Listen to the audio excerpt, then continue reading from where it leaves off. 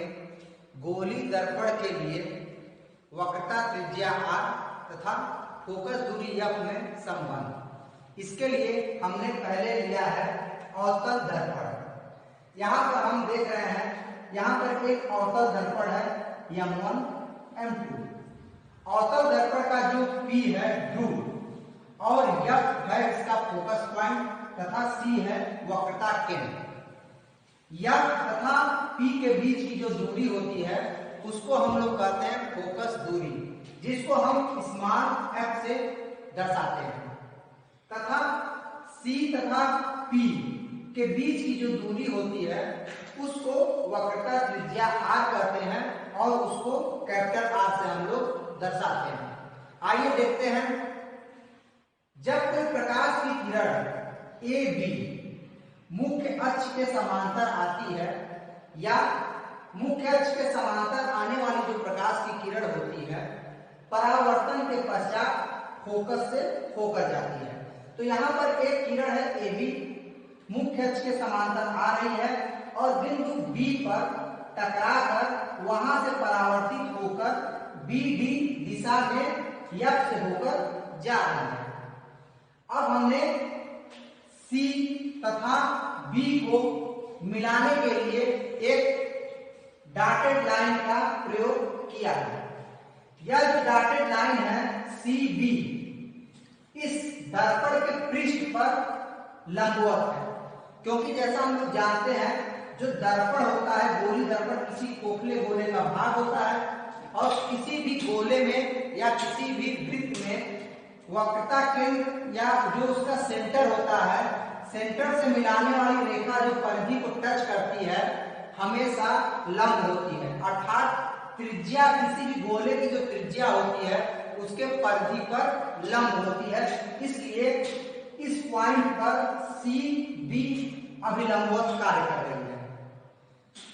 अगर CB लंब है और AB आपतित किरण है तथा BD परावर्तित किरण है, तो परावर्तन के नियम के अनुसार आपतन कोण तथा परावर्तन कोण का मान बराबर होगा, अर्थात कोण I बराबर कोण R। अब कोण I जो है हमने यहाँ पर लिया है कोण ABC, कोण ABC तथा R का मान है कोण CBF। ये दोनों ही कोण बराबर होंगे। क्यों बराबर होंगे? परावर्तन के नियमानुसार। अब आइए इसको हम करते हैं इक्वेशन नंबर 1। अब आइए हम देख रहे हैं यहाँ पर AB तथा CP, अर्थात AB जो प्रकाश की किरण है वह मुख्य अक्ष के समांतर है और यहाँ पर एक तिर्यक रेखा BC इसको काट रही है। अतः तिर्यक रेखा होने के कारण जो कोण ABC है वह कोण BCF के बराबर होगी। क्यों बराबर होगी? क्योंकि यह दोनों कोण एकांतर कोण है। अगर दो समांतर किरणें हैं, उन समांतर किरणों को अगर कोई एक तिर्यक रेखा काटती है तो एकांतर कोण जो होते हैं वो बराबर होते हैं। इसलिए कोण ABC, कोण ABC, कोण BCF, कोण BCF के बराबर होगी, जिसको हमने कहा है इक्वेशन नंबर 2। अब हम इक्वेशन नंबर 1 और 2 को अगर देखते हैं तो इक्वेशन नंबर 1 और 2 से ABC CBF के बराबर है और ABC BCF के बराबर है। अतः हम कह सकते हैं CBF कोण BCF के बराबर होगी।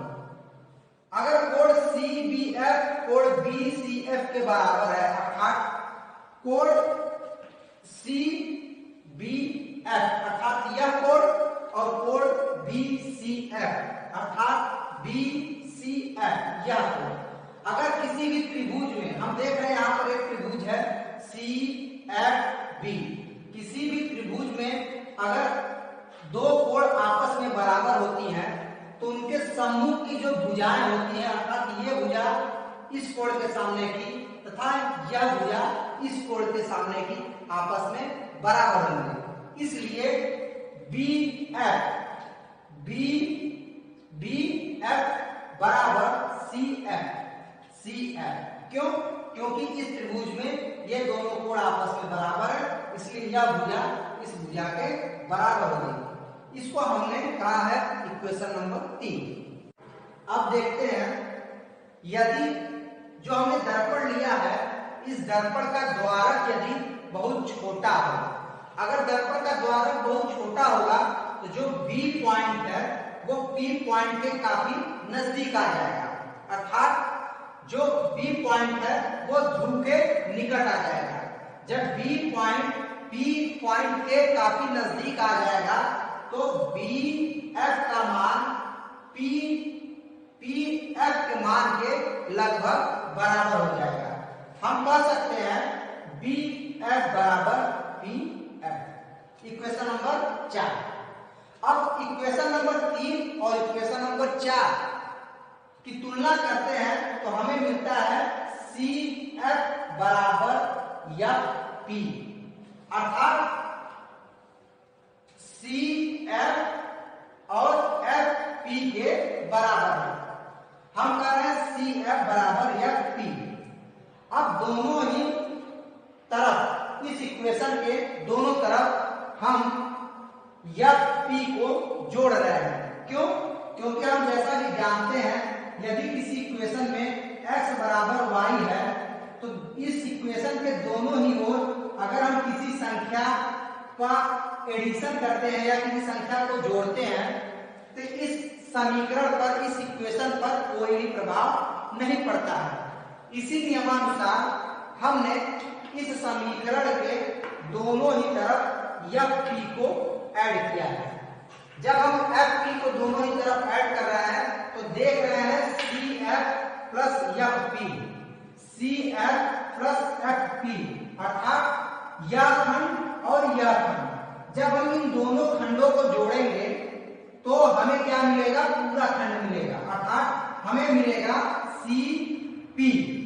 तो हम कह सकते हैं C F plus F P बराबर सी पी, और इधर F P plus F P बराबर 2FP।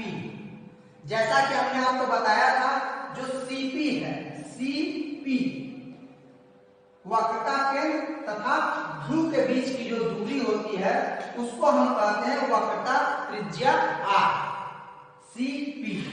तो यदि CP की वैल्यू R हो तो हमने CP के स्थान पर रख दिया है R, तथा FP फोकस तथा ध्रुव के बीच की जो दूरी होती है वह कहलाती है फोकस दूरी, जिसको हम स्मॉल f से दर्शाते हैं। इसलिए FP के स्थान पर हमने रख दिया F। यहां से हम देख रहे हैं R बराबर 2F और 2 से भाग देने पर F बराबर R/2। अतः कह सकते हैं कि अवतल दर्पण की जो फोकस दूरी होती है वह वक्रता त्रिज्या R के आधे के बराबर होती है, F बराबर R/2।